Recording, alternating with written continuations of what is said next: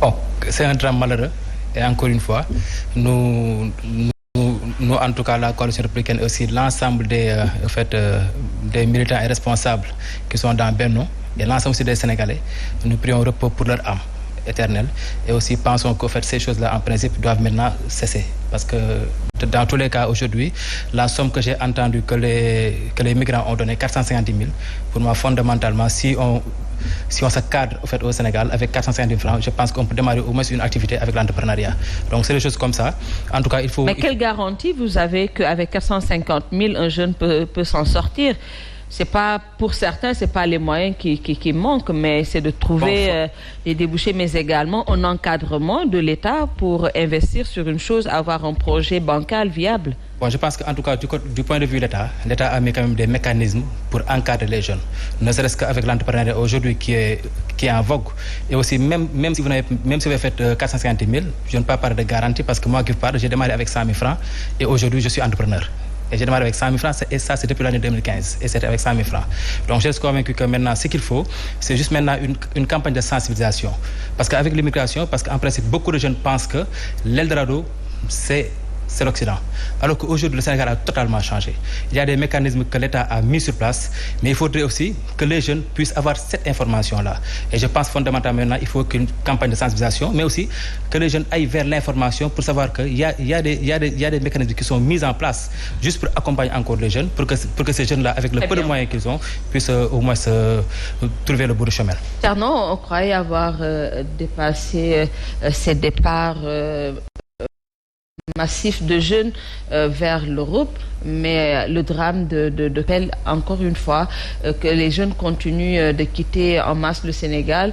On a également vu ces personnes qui ont été arrêtées également à Mbour dans le communiqué de la gendarmerie. Est-ce que cela ne traduit pas quelque part un échec de la politique d'emploi du Sénégal? Parce qu'avec ces nombreuses ONG, avec tous ces mécanismes dont il parlait tantôt, M. Ndiaye, les jeunes se cherchent encore. Oui, comme l'a dit le président Macky Sall, c'est choquant. Je veux dire, perdre des vies humaines, ça choque tout un continent. Je pense que la situation n'est pas typiquement réservée au Sénégal. C'est une situation continentale. L'immigration clandestine est en train de faire des ravages. Et à chaque fois qu'on pense que vraiment le problème est résolu, il revient. Ça, c'est un problème. Maintenant, est-ce que cela signifie que l'État a échoué? Moi, je pense que non. L'État du Sénégal est en train de faire les efforts nécessaires. L'État du Sénégal est en train de montrer à la jeunesse qu'elle est au centre de ses préoccupations. Le programme Xëyu Ndaw mi, vous l'avez vu, à la suite de la Covid-19, l'État du Sénégal a injecté énormément de milliards pour montrer à ces jeunes-là la bonne voie, pour donner à certains jeunes le premier emploi, pour donner à d'autres l'espoir avec la formation. L'État du Sénégal, avec l'avènement du président Macky Sall, vous l'avez vu avec les ISEP, le ministère de l'Enseignement supérieur est en train de réformer carrément son système. À l'époque, on était dans une formation purement académique, théorique on va dire, mais aujourd'hui on le voit avec les ISEP et d'autres centres de formation qui montrent aux jeunes qu'après le baccalauréat, après... L'implantation des ISEP n'est pas sur tout le territoire, ça commence petit à petit. Mais l'intérêt, c'est de voir que ce projet-là est en marche. Oui. L'intérêt est de voir, par exemple, à Matam, l'ISEP est en marche, même si les chantiers de construction du bâtiment, ça montre la volonté de l'État. C'est-à-dire qu'à Matam, par exemple, on n'a pas encore fini de construire le siège, mais ils ont trouvé quand même des locaux pour commencer à former ces jeunes. Vous allez à Richard Toll, c'est la même chose. Vous allez à Bignona, c'est la même chose. Vous allez ici à Thiès, c'est la même chose. Donc, l'État du Sénégal est en train de faire des efforts. Maintenant, moi, je pense que là où on doit accentuer vraiment les efforts maintenant, c'est au niveau de la communication, au niveau de la sensibilisation, au niveau de l'information. Ces projets, ces programmes de l'État doivent accentuer encore, doivent faire beaucoup plus d'efforts pour faire comprendre aux jeunes qu'il y a des possibilités d'emploi. Aujourd'hui, vous allez à la direction de l'emploi, il y a le contrat État-employeur, par exemple. Il y a énormément d'initiatives que l'État du Sénégal... Des stages, pour des CDD qui vont déboucher. Et après, ces jeunes sont laissés à eux-mêmes à la fin du contrat à durée déterminée. Ils sont remerciés. Qui vont déboucher. Parce qu'au fait, l'idée de départ, c'est vraiment de permettre à ces jeunes d'intégrer le milieu de l'emploi, d'intégrer le milieu professionnel d'abord. Parce que souvent, ce qu'on voyait au Sénégal, c'était des jeunes qui étaient là, qui étaient bien formés, mais qui n'ont même pas la possibilité de faire un stage quelque part. Mais aujourd'hui, avec ces contrats, aujourd'hui, avec ces stages, mais ces jeunes-là, ils intègrent le milieu professionnel, automatiquement, ils commencent à faire leur CV. Et après ça, effectivement, ils ont la possibilité d'intégrer dans d'autres milieux. Avant d'en venir à Abdoulaye Mbow, comment pouvez-vous expliquer ce jeune de Kafountine rescapé à qui on a sauvé la vie et qui dit tout de go, si l'occasion se présente, je vais retenter ce périple? C'est déplorable. C'est-à-dire amasser 450 000. Oui, et investir pour la mort. Et pour aller... Non, pas pour la mort. Quand il quitte, c'est pour... C'est incertain. C'est un avenir incertain. Aujourd'hui, moi, je pense que dans la stratégie globale d'information et de sensibilisation, même nos amis, nos parents qui sont dans la diaspora doivent intervenir. Ils doivent faire comprendre à ces jeunes-là. Moi, je suis à Paris, j'ai la nationalité française. Cela ne fait pas de moi un millionnaire, un milliardaire, un richissime. C'est pas possible. Ils sont là-bas, ils payent des impôts, ils ont même des difficultés à couper le billet d'avion pour venir au Sénégal, à se payer le billet d'avion pour venir au Sénégal. Donc il y a des difficultés énormes. Il faut que ces jeunes-là comprennent que l'Europe n'est plus l'Eldorado. L'espoir, c'est l'Afrique. Si vous voyez aujourd'hui le président Macky Sall est adulé partout à travers le monde, c'est parce que nos amis européens, nos amis américains, nos amis russes et autres savent l'Eldorado, le futur du monde, c'est l'Afrique.